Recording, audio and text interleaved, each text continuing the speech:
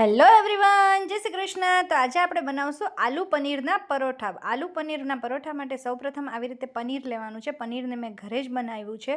આવી રીતે પનીરનું બોક્સ આવે છે બનાવવાનું. એમાં પનીર ખૂબ જ સરસથી અને ઇઝી રીતે બની જશે. પનીર બનાવવાની રેસીપી પણ હું પછી ક્યારેક તમારી પાસે સાથે શેર કરીશ. પનીરને આવી રીતે પનીર મોલ્ડમાંથી બહાર કાઢી અને હાથથી જ આવી રીતે ક્રમ્બલ કરી લેવાનું છે રફલી. પછી તેમાં બાફેલા બટેટા નાખવાના છે. તેને પણ ચમચીની મદદથી આવી રીતે મેશ કરી લેવાના છે. બંનેને ખૂબ જ સરસથી મેશ કરવાનું છે. ઘરે બનાવેલું પનીર ફ્રેશ પણ હોય છે અને એકદમ હેલ્થ માટે સારું હોય છે. પનીરમાં ખૂબ સારા પ્રમાણમાં પ્રોટીન હોય છે. માટે એકલા આલુ પરોઠા કરતાં આલુ પનીર પરોઠાવાળું વર્ઝન તમારી હેલ્થ માટે ખૂબ જ સારું રહે છે. અને આ જે રેસીપી છે એ ખૂબ જ ઇઝી રેસીપી છે. આમાં બીજું કાંઈ જ નથી નાખવાનું. ફક્ત શેઝવાન ચટણી અને સોલ્ટ.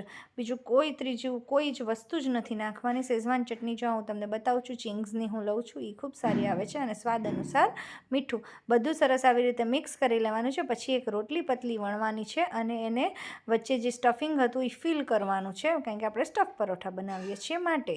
અને આવી રીતે સરસથી ફિલ કરી અને સ્ટફિંગ અંદર ભરી અને આવી રીતે એક મોટા લુવા જેવું વાણી લેવાનું છે અને ખૂબ સરસથી એને એકદમ હળવા હાથે વણવાનું છે. પહેલાં હાથથી થોડુંક આવી રીતે ટેપ કરી લેશું, જેથી વણવામાં ઇઝી પડે છે. અને હવે વેલણની મદદથી ખૂબ જ સરસ રીતે વણી લેવાનું છે. વણાઈ જાય એટલે જો તમે બિગિનર હોય તો તમારે આવી રીતે નોનસ્ટિક પેનમાં કરવાનું છે. અને નહીંતર તમારે જો સાદી ગ્રીપ હોય તો તમે સાદી લોટી તવામાં પણ આલુ પરોઠું શેકી શકો છો, કોઈ વાંધો નથી. હવે આવી રીતે જો એકદમ હળવા હાથે વણવાનું છે, જેથી પરોઠું ફાટી ન જાય. ફાટી જશે તો તમારું જે લુક છે એ જતો રહેશે. ખાવાની શરૂઆત આપણે પહેલાં ટેસ્ટથી પછી કરીએ છીએ, પહેલાં લુકથી કરીએ છીએ. માટે હંમેશા ખાવાનો લુક તો કોઈ બી રેસીપી હોય એ લુકમાં ખૂબ સારી હોવી ખૂબ જરૂરી છે. હવે આ રીતે સરસથી વણાઈ જાય પછી નોનસ્ટિક પેનમાં શેકી લેવાનું છે. ધીરા ગેસે બે બાજુ સરસથી આવી રીતે ગોલ્ડન બ્રાઉન કલરનું થાય ત્યાં સુધી શેકવાનું છે. પછી ઘરના શુદ્ધ દેશી ઘીમાં હું એને શેકીશ. બટર પણ યુઝ કરી શકો છો, પણ બટર કરતાં ઘી ઇઝ બેટર.